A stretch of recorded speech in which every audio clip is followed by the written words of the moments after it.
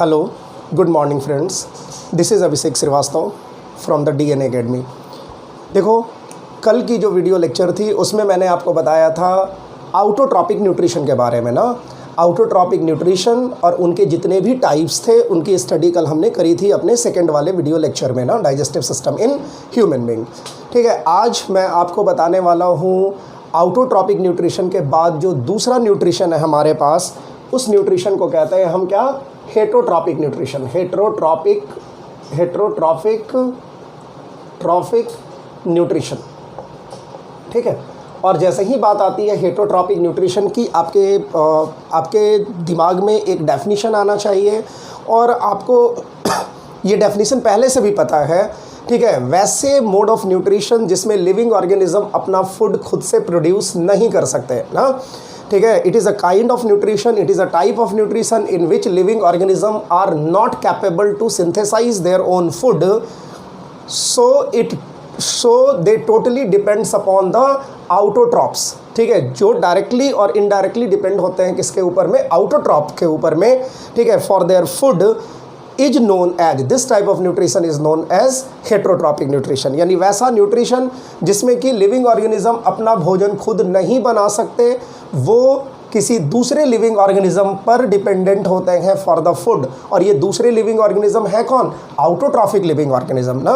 सो आउटोट्रॉपिक living organism पर ये directly या इनडायरेक्टली डिपेंडेंट माने जाते हैं, डायरेक्टली या इनडायरेक्टली डिपेंडेंट होते हैं। ठीक है, फॉर देयर फूड। ठीक है, तो चलो ये एक बात हो गई। अब हम बात करते हैं हेटरोट्रॉपिक न्यूट्रिशन के टाइप्स के। देखो, heterotrophic nutrition is firstly divided into 4 type. हमने पहले इसको 4 टाइप में डिवाइड कर देना है। ठीक है ना, हेटरोट्रॉपिक न्यूट्रिशन को सबसे पहले हमें क्या करना है, 4 अलग अलग टाइप्स में डिवाइड कर देना है। पहला जो टाइप होगा उसको हम कहते हैं होलोजोइक न्यूट्रिशन। Holozoic nutrition. ठीक है ना, फर्स्ट न्यूट्रिशन हेटरोट्रॉपिक न्यूट्रिशन का पहला टाइप क्या है भाई, होलोजोइक न्यूट्रिशन। दूसरा जो टाइप होता है इसको हम कहते हैं सैप्रोफिटिक न्यूट्रिशन। Saprophytic nutrition. ठीक है, तीसरा जो टाइप होता है उसको हम कहते हैं पैरासिटिक न्यूट्रिशन। पैरासिटिक न्यूट्रिशन, या आप इसको पैरासाइटिक न्यूट्रिशन भी कह सकते हो। And the last one is, इसको हम कहते हैं ओस्मोट्रॉपिक न्यूट्रिशन। ओस्मोट्रॉपिक न्यूट्रिशन। ठीक है ना, 4 अलग अलग किस्म के न्यूट्रिशन की बात हम करने वाले हैं हेटरोट्रॉपिक मोड ऑफ न्यूट्रिशन के। सबसे पहला जो टाइप होता है होलोजोइक न्यूट्रिशन। होलो का मतलब होता है ओवरऑल, होलो का मतलब होता है संपूर्ण, होल। इसका मतलब ये हुआ कि वैसे मोड ऑफ न्यूट्रिशन जिसमें living organism complete food material को, एक कॉम्प्लेक्स फूड मटेरियल को आसानी के साथ इंजेस्ट कर सकता है। ठीक है, यानी कि it is a mode of heterotrophic nutrition in which living organism can ingest complex food material. ठीक है, कॉम्प्लेक्स फूड मटेरियल का मतलब यहाँ पर समझना है आपको। कॉम्प्लेक्स फूड मटेरियल का मतलब ये कि हमारे पास जो भी फूड मटेरियल होते हैं, ठीक है, वो एक कॉम्प्लेक्स फॉर्म में मौजूद होते हैं। जैसे कार्बोहाइड्रेट के फॉर्म में है, ठीक है, जैसे फैट के फॉर्म में है, ठीक है, जैसे प्रोटीन के फॉर्म में है। ठीक है, हम हमेशा उनको उसी फॉर्म में लेते हैं, न कि हम कार्बोहाइड्रेट जिस चीज़ से बने हुए होते हैं, लाइक कार्बन, हाइड्रोजन, ऑक्सीजन। ठीक है ना, हम कार्बन को अलग से नहीं ले सकते, ऑक्सीजन या नाइट्रोजन या किसी भी चीज़ को हम अलग अलग करके नहीं लेते। हम जब भी लेते हैं तो उनको कॉम्प्लेक्स फॉर्म में ही इंजेस्ट करते हैं, कॉम्प्लेक्स फॉर्म में ही हम उनको अपने मुंह में डालते हैं ना। This type of nutrition is known as, उसी न्यूट्रिशन को हम क्या कह रहे हैं, होलोजोइक न्यूट्रिशन। ठीक है, it is a type of nutrition in which living organism can ingest complete और complex food material by its own. ठीक है ना, ये बहुत इंपॉर्टेंट है। और देखो, होलोजोइक न्यूट्रिशन की जब आप बात करते हैं तो होलोजोइक न्यूट्रिशन भी अलग अलग किस्म के माने जाते हैं। अलग अलग टाइप ऑफ होलोजोइक न्यूट्रिशन की बात आप कर सकते हो। मैं कुछ नाम लिख रहा हूँ, इसमें बहुत सारे नाम आप पहले से जानते हैं। ठीक है ना, तो देखो, सबसे पहला जो होलोजोइक मोड ऑफ न्यूट्रिशन है, इसको आप क्या कहते हो, इसको आप कहते हो हर्बीवोर्स। ठीक है ना, इसकी कैटेगरीज हम लिख रहे हैं। सबसे पहला क्या है, हर्बीवोर्स। हर्बीवोर्स का मतलब क्या, वैसे लिविंग ऑर्गेनिज्म जो हर्ब्स खाते हैं। ठीक है ना, जो हर्ब्स डिपेंडेंट होते हैं, जो ग्रासेस खाते हैं, जो ग्रेन्स खाते हैं, वैसे लिविंग ऑर्गेनिज्म को हम क्या कहते हैं, उन्हीं को हम हर्बीवोरस लिविंग ऑर्गेनिज्म कहते हैं। बहुत सारे एग्जाम्पल आप लिख सकते हैं। ठीक है ना, यानी कि आप यहाँ पर लिख सकते हो हर्ब ईटर, हर्ब्स ईटर। ना। और इसके एग्जाम्पल आपको मालूम है, बहुत सारे एग्जाम्पल है, जैसे काऊ है, जैसे रैबिट है, जैसे बफेलो है ना, और भी तमाम ऐसे लिविंग ऑर्गेनिज्म के नाम आप जानते हैं। उसके बाद देखो दूसरा जो इसका टाइप है उसको हम कहते हैं कार्निवोर्स। कार्निवोर्स, कार्निवोर्स का मतलब कि they are exclusively flesh eater, जो कंप्लीटली मांस को खाते हैं, ठीक है ना, जो कभी भी हर्ब्स पर डिपेंडेंट ना होकर के केवल और केवल फ्लेश ईटिंग करते हैं, मीट ईटिंग करते हैं, उनको हम क्या कहते हैं, उनको हम कार्निवोर्स कहते हैं। और कार्निवोर्स का जो सबसे बेस्ट एग्जांपल है लॉइन है, टाइगर है ना। यहाँ पर एग्जांपल के तौर पर आप देख सकते हैं लॉइन है, टाइगर है, लियोपार्ड है, ठीक है, और भी तमाम ऐसे लिविंग ऑर्गेनिज्म का नाम आप जानते हैं, ठीक है। तीसरा जो हमारे पास होलोजोइक न्यूट्रिशन का टाइप है, इसको हम कहते हैं कैनिबल्स, ठीक है ना, कैनिबल्स, ठीक है। कैनिबल्स का मतलब क्या होता है, देखो ये शायद आपके लिए नया होगा, आपको ये समझना है। देखो कैनिबल्स का मतलब होता है वैसे लिविंग ऑर्गेनिज्म जो अपने ही प्रजाति के, ठीक है ना, जो अपने ही छोटे लिविंग ऑर्गेनिज्म, जो अपने ही ग्रुप के छोटे ऑर्गेनिजम्स को ईट करते हैं एज अ फूड, ठीक है। It is a kind of nutrition in which the larger living organism, the bigger living organism depends upon a smaller living organism of the same group as a food, ठीक है। तो यहाँ पर आप जैसे आपने सुना है बड़ी मछलियाँ जो हैं वो छोटी मछलियों को खाती हैं, जैसे शार्क, ठीक है, जैसे सैल्मन, ठीक है। उसी तरीके से कुछ ऐसे स्नेक होते हैं जो क्या करते हैं, जो छोटे स्नेक्स को आसानी के साथ ईट कर सकते हैं। तो यहाँ पर वैसे लिविंग ऑर्गेनिज्म से हमारा तात्पर्य है, हमारा एक्चुअली इसका जो डेफिनेशन है वो मैंने आपको बता दिया। कैनिबल्स का मतलब जो बड़े लिविंग ऑर्गेनिज्म अपने ही ग्रुप के छोटे लिविंग ऑर्गेनिज्म को ईट करते हैं फॉर द फूड, ठीक है, या उनको बिहेव करते हैं एज अ फूड, तो उसको हम क्या कहते हैं, कैनिबल्स कहते हैं। अच्छा, कैनिबल्स के बाद फिर हम बात करते हैं चौथा जो हमारे पास टर्म है, ठीक है ना, उसको हम कहते हैं स्कैवेंजर्स। स्कैवेंजर्स, देखो स्कैवेंजर्स का मतलब वैसे लिविंग ऑर्गेनिज्म से है, वैसे बड़े लिविंग ऑर्गेनिज्म से है जो किसी भी मरे हुए लिविंग ऑर्गेनिज्म के फ्लैश और मीट को खा सकते हैं, ठीक है ना। It is a kind of holozoic nutrition in which some living organism directly depends upon flesh और meat of other dead organisms ना। जो भी डेड ऑर्गेनिज्म होंगे उनको खाने की स्थिति में जो बड़े लिविंग ऑर्गेनिजम्स आते हैं उन्हीं को आप क्या कहते हैं, स्कैवेंजर्स कहते हैं। जैसे क्रो, जैसे डॉग, ठीक है ना, जैसे फॉक्स, ठीक है, ऐसे न जाने तमाम ईगल, ठीक है, काइट, वल्चर्स, ये सब जो है वो इसी कैटेगरीज में आते हैं। उसके बाद हम बात करते हैं ओमनीवोर्स की।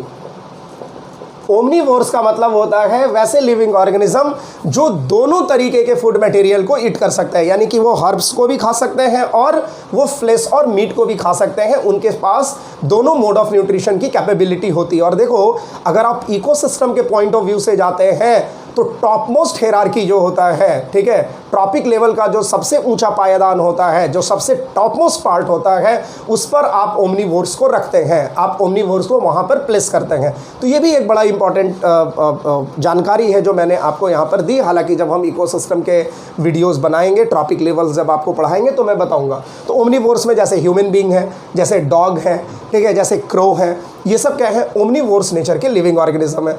इसके अलावा फिर कुछ और भी लिविंग ऑर्गेनिज्म है जो एक्सक्लूसिव नेचर के, जैसे पीसीवोर्स, ठीक है ना, जैसे पीसीवोर्स, पीसीवोर्स जो केवल और केवल क्या करते हैं, फिश का ईटिंग करते हैं। जैसे कुछ प्रीडेटरी बर्ड्स होते हैं, स्वान होते हैं, कुछ बड़ी मछलियां होती हैं, ये सब क्या है, पीसीवोर्स। इसके बाद बात आती है सैग्विनिवोर्स।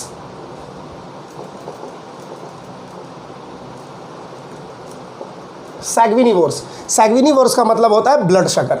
वैसे लिविंग ऑर्गेनिज्म जो एक्चुअली ब्लड को सक करते हैं एज अ फूड, ठीक है ना, जो फूड के तौर पर ब्लड को सक करने का काम करते हैं, जैसे लीच, ठीक है ना, जैसे लीच, ठीक है, जैसे लाउसेस,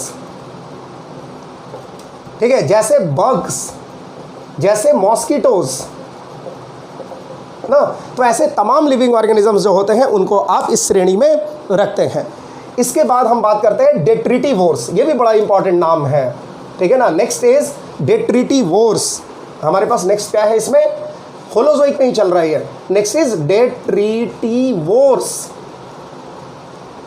डेट्रिटिवोर्स का मतलब वैसे लिविंग ऑर्गेनिज्म से है जो डेड प्लांट मटेरियल को, ठीक है, जैसे fallen leaf, fallen fruit, fallen pollen, ठीक है, इन सब के ऊपर में डिपेंडेंट होते हैं as a food which is present inside a mud और which is present on the upper surface of moist region, ठीक है ना, या फिर सॉइल के कंडीशन में। यानी वैसे लिविंग ऑर्गेनिज्म जो सॉइल पर पड़े हुए, जो मॉइस्ट रीजन में, जो मड में पड़े हुए फॉलन लिप्स पर डिपेंडेंट होते हैं, फॉलन फ्रूट पर डिपेंडेंट होते हैं, फॉलन पॉलन पर डिपेंडेंट होते हैं, या दूसरे किसी ऑर्गेनिक मैटर पर डिपेंडेंट होते हैं, उनको हम क्या कहते हैं, उनको हम डेट्रिटिवोर्स कहते हैं। और इसका सबसे बेस्ट एग्जाम्पल आपको मिलेगा अर्थवॉर्म। क्या मिलेगा इसका सब बेस्ट एग्जाम्पल, अर्थवॉर्म। तो ये सब जो है वो कॉम्पिटिटिव एग्जाम में इनके एग्जाम्पल जो है वो बड़ा इंपॉर्टेंट रोल प्ले करते हैं, ठीक है ना। तो आप इसको ध्यान से समझते जाएंगे और इसको याद भी करना है। उसके बाद बात आती है क्या, उसके बाद बात आती है नेक्स्ट है हमारे पास कोप्रोफैगस। कोप्रोफैगस, ठीक है, वैसे लिविंग ऑर्गेनिज्म जो डायरेक्टली डिपेंड होते हैं एक्सक्रीटा ऑफ लिविंग ऑर्गेनिजम्स पर, दूसरे लिविंग ऑर्गेनिज्म के एक्सक्रीटास, ठीक है, जो फूड वेस्ट बाहर आते हैं उन फूड वेस्ट पर डिपेंडेंट होते हैं। और इसका सबसे बेस्ट एग्जांपल होता है पिग, ठीक है ना। तो अलग अलग किस्म के कंडीशंस मैंने आपको यहाँ पर होलोजोइक न्यूट्रिशन में बता दिए। देखो बहुत सारे नाम जो है वो यहाँ पर रखे गए हैं, बहुत सारे नाम मैंने यहाँ पर लिए हैं अलग अलग मोड ऑफ न्यूट्रिशन की होलोजोइक के टाइप में, और उनके एग्जाम्पल्स भी मैंने आपको बताए हैं। ये आपके competitive examination of point of view से बहुत इंपॉर्टेंट माने जाते हैं, आप इसको जरूर याद करेंगे। उसके बाद हम बात करते हैं क्या, जो हमारा नेक्स्ट है होलोजोइक के बाद जो हमारा नेक्स्ट टर्म है वो कौन सा टर्म है भाई, तो उसको हम कहते हैं होलोजोइक के बाद हम बात करते हैं सैप्रोफिटिक के। देखो सैप्रोफिटिक लिविंग ऑर्गेनिज्म को हम इन्वायरमेंटल क्लीनर भी कहते हैं। वैसे लिविंग ऑर्गेनिज्म जो एक्चुअली माइक्रोस्कोपिक होते हैं, वैसे लिविंग ऑर्गेनिज्म जो डेड एंड डिकेइंग प्लांट और एनिमल पर डिपेंडेंट होते हैं और उनके इनऑर्गेनिक मैटर और ऑर्गेनिक मैटर को जो कॉम्प्लेक्स मटेरियल्स उनके बॉडी में प्रेजेंट होते हैं उनको सिंप्लीफाइड करते हैं, उनको सिंपलेस्ट फॉर्म में ब्रेक करते हैं और उनको वापस से इन्वायरमेंटल सिस्टम में छोड़ देते हैं, जिसके कारण ये जो साइक्लिंग ऑफ न्यूट्रिएंट है वो मेंटेन रहती है। ये भी जो साइक्लिंग ऑफ न्यूट्रिएंट की बात हम कर रहे हैं ये भी इकोसिस्टम का पार्ट है और इस तरीके से इकोलॉजिकल बैलेंस हमेशा मेंटेन करके चलते हैं, ठीक है। यानी कि सैप्रोफिटिक न्यूट्रिशन जो होते हैं they are always depends upon, ये किस पर डिपेंड्स है, तो they depends upon dead and decaying part of dead organisms. और जैसे मैंने कहा इकोलॉजिकल पॉइंट ऑफ व्यू से इनका बड़ा इंपॉर्टेंट रोल है, क्योंकि यही मिनरल साइकिल या आप कह लो इकोलॉजिकल साइकिल को मेंटेन करने के लिए रिस्पॉन्सिबल माने जाते हैं, ठीक है ना। तो ये बहुत इंपॉर्टेंट इशू है। इसमें जो एग्जाम्पल की हम बात करेंगे, इसमें एग्जाम्पल है आपका फंजाई, इसमें आपका एग्जाम्पल है बैक्टीरिया। तो ऐसे कुछ स्पेसिफिक एग्जाम्पल जो है वो आप यहाँ पर ध्यान रखेंगे। उसके बाद जो नेक्स्ट हमारा कॉन्सेप्ट है, जो नेक्स्ट हमारे type of heterotrophic mode of nutrition की जो वैरायटी है उसको हम कहते हैं सैप्रोफिटिक। हो गया, देखो होलोजोइक हमने निपटा लिया, सैप्रोफिटिक हमने निपटा लिया। तीसरे जो होते हैं इनको हम कहते हैं parasitic mode of nutrition. Parasitic mode of nutrition का मतलब क्या, वैसे लिविंग ऑर्गेनिज्म जिनकी साइज़ काफ़ी छोटी होती है और वो डायरेक्टली डिपेंडेंट होते हैं बड़े लिविंग ऑर्गेनिज्म पर, ठीक है ना। जो छोटे लिविंग ऑर्गेनिज्म जब बड़े लिविंग ऑर्गेनिज्म पर डिपेंडेंट होते हैं for the food and shelter, और सबसे बड़ी बात कि जिस पर्टिकुलर ऑर्गेनिज्म पर ये डिपेंडेंट होते हैं उनको वो नुकसान पहुंचाते हैं। देखो जब हम स्पेसिफिक इंटरेक्शन की बात करेंगे, जब हम स्पीसीज इंटरेक्शन पढ़ते हैं बायोलॉजी में, ठीक है ना, ऑर्गेनिज्म एंड पॉपुलेशन नाम का एक चैप्टर है 12th क्लास में, ठीक है, उसमें जब हम ये बातें पढ़ते हैं तो it is a kind of negative interaction. देखो यहाँ पर आपको मैंने ये वाली बात भी बता दी जिसको याद रखना है। पैरासिटिक मोड ऑफ न्यूट्रिशन में बड़े लिविंग ऑर्गेनिज्म के ऊपर में छोटे लिविंग ऑर्गेनिज्म डिपेंडेंट होते हैं for the food and shelter and provide some unwanted effect to that particular living organism on which they dependent, जिनके ऊपर में डिपेंडेंट होते हैं उन्हीं को नुकसान पहुंचाते हैं। इसका मतलब ये हुआ कि जिस थाली में खाते हैं उसी थाली में छेद करते हैं ना, जो नॉर्मल हमारा एक मुहावरा है ना, नॉर्मल हमारा फ्रेज है। तो देखो यहाँ पर जो सबसे बड़ी बात है कि जैसे मैंने कहा कि ये इकोलॉजिकल पॉइंट ऑफ व्यू से जाएंगे, ठीक है, तो आपके लिए ये नेगेटिव इंटरेक्शन का पार्ट होता है। यहाँ पर जो बड़े लिविंग ऑर्गेनिज्म होते हैं जिनके ऊपर में ये छोटे लिविंग ऑर्गेनिज्म डिपेंडेंट होते हैं, तो बड़े लिविंग ऑर्गेनिज्म को हम यहाँ पर कहते हैं होस्ट, और जो छोटे लिविंग ऑर्गेनिज्म होते हैं इनको हम कहते हैं पैरासाइट। यानी ये होस्ट और पैरासाइट का रिलेशनशिप है, ये होस्ट और पैरासाइट का रिलेशनशिप है, जिसमें होस्ट जो होता है वो हमेशा नुकसान में रहता है। जो होस्ट होता है उनके पास हमेशा क्या है, उनको हमेशा निगेटिव इफेक्ट मिलता है, जबकि जो पैरासाइट होते हैं वो हमेशा पॉजिटिव इफेक्ट को शो करते हैं। So it is a kind of negative interaction. अब देखो पैरासाइट्स जो होते हैं वो दो तरीके के हैं। पहला जो पैरासाइट होता है इसको हम कहते हैं इक्टो पैरासाइट, ठीक है, नाम से आपको पता चल रहा होगा इक्टो पैरासाइट, और दूसरे को कहा जाता है इंडो पैरासाइट। यानी वैसे पैरासाइट्स जो आपके बॉडी के बाहर में, आपके बॉडी के सरफेस पर, लिविंग ऑर्गेनिज्म के बॉडी के सरफेस पर प्रेजेंट होते हैं, वहाँ पर आते हैं और आकर के और वहाँ से वो फूड को लेते हैं फ्रॉम द लिविंग ऑर्गेनिज्म, यानी फ्रॉम द होस्ट। वैसे लिविंग ऑर्गेनिज्म को, वैसे पैरासाइटिक मोड ऑफ न्यूट्रिशन को हम क्या कहते हैं, इक्टो पैरासाइट कहते हैं। जैसे आपको मैंने कहा लाउसेस यानी जू, ठीक है, जैसे हमने कहा मॉस्किटोस, जैसे हमने कहा बग, जैसे हमने कहा लीच, ये सब जो होते हैं वो किस में आते हैं, इक्टो पैरासाइट में आते हैं। जबकि बात आती है इंडो पैरासाइट की, यानी वैसे पैरासाइट जो किसी लिविंग ऑर्गेनिज्म के अंदर इंटर करते हैं, वहाँ से ये फूड लेते हैं, अपने शेल्टर को भी मैनेज करते हैं और साथ ही साथ निगेटिव इफेक्ट प्रोड्यूस करते हैं, खास करके डिजीजेस प्रोवाइड करते हैं। ठीक है, जितने भी ऐसे बैक्टीरियाज हैं जो बॉडी में जा करके एक स्पेसिफिक टाइप के डिजीज़ को कॉज करते हैं, कुछ स्पेसिफिक टाइप के प्रोटोजोआ हैं जो बॉडी में जा करके और नुकसान पहुंचाते हैं, कुछ स्पेसिफिक टाइप के वॉर्म हैं, उनका भी काम सिमिलर है। यानी कि ऐसे जो लिविंग ऑर्गेनिजम्स होते हैं इनको आप इंडो पैरासाइट की श्रेणी में रखेंगे। उसके बाद देखो लास्ट जो हमारे पास है न्यूट्रिशन यानी हेटरोट्रॉपिक न्यूट्रिशन का टाइप, उसको हम कहते हैं ओस्मोट्रॉपिक न्यूट्रिशन। ओस्मोट्रॉपिक न्यूट्रिशन, देखो ऐसे न्यूट्रिशन जिसमें living organism pre digested food material पर डिपेंडेंट होता है एज अ फूड।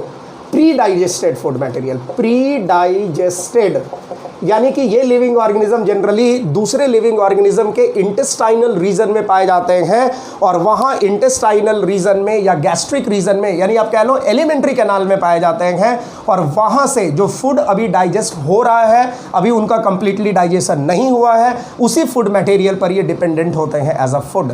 यानी those living organisms which are directly depends upon pre digesting food materials of a specific living organism is known as, क्या कहते हैं आप इसको, ओस्मोट्रॉपिक मोड ऑफ न्यूट्रिशन कहते हैं। प्री डाइजेस्टेड फूड मटेरियल, यानी जो आधा या बहुत कम अमाउंट में जिनका डाइजेशन हुआ है, जो अभी डाइजेशन करने वाले हैं, वैसे फूड मटेरियल्स पर ये डिपेंडेंट होते हैं। तो ऑब्वियस सी बात है कि ये लिविंग ऑर्गेनिज्म जनरली कहाँ प्रेजेंट होंगे, ये हमेशा एलिमेंट्री कैनाल के सिस्टम में प्रेजेंट होते हैं। जैसे ट्रीपैनोसोमा,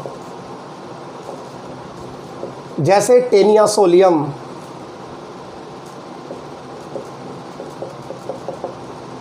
जैसे और भी कर सकते हैं पैरामीशियम, जैसे अमीबा। तो ऐसे ना जाने तमाम लिविंग ऑर्गेनिजम्स हैं जो किस श्रेणी में आते हैं, ओस्मोट्रॉपिक मोड ऑफ न्यूट्रिशन में। ठीक है ना। तो इस तरीके से इस पर्टिकुलर वीडियो लेक्चर में मैंने टाइप्स ऑफ हेटरोट्रॉपिक न्यूट्रिशन समझाने की कोशिश करी है आपको। आपके लिए बहुत सारे सवाल हैं यहाँ पर। अगर आप सारे के सारे हेटरोट्रॉपिक न्यूट्रिशन और उनके एग्जाम्पल को, उनके टाइप और एग्जाम्पल को याद करेंगे, इनसे बहुत सारे सवाल आपके कॉम्पिटिटिव एग्जामिनेशन में पूछे जाते हैं। तो आप इसको ज़रूर याद करेंगे, ज़रूर इस वीडियो को केयरफुली वॉच करेंगे। ठीक है। और अगर आपको ये पसंद आता है तो आप ज़रूर इसको लाइक शेयर कर सकते हो। ठीक है ना। आप इसको सब्सक्राइब कर सकते हो और बेल आइकॉन ना, बेल आइकॉन को भी आप प्रेस कर सकते हो, सो दैट कि जितने भी वीडियोस मिलेंगे, ठीक है, आपको वो सबसे पहले इंडिकेट कर दिए जाएंगे कि ये वीडियोस जो हैं वो अपलोड कर दिए गए हैं। ठीक है ना। तो कल की लेक्चर में यानी नेक्स्ट क्लास की लेक्चर में अब हम आएंगे ह्यूमन डाइजेस्टिव सिस्टम, उनके एनाटॉमिकल पार्ट पर। ठीक है ना। तो सो कीप वॉचिंग। ठीक है ना। इस चैनल को आप देखते रहें और आपको जो भी डाउट्स हैं, इवन जो भी आपको डाउट्स हैं, आप मैसेज बॉक्स में ज़रूर डालें, सो दैट कि मैं आपके डाउट को भी क्लियर कर सकूं और उसके क्लासेस को मैं कंटिन्यू कर सकूं ना, उस डाउट क्लासेस को भी मैं कंटिन्यू करूं। ठीक है, थैंक यू सो मच।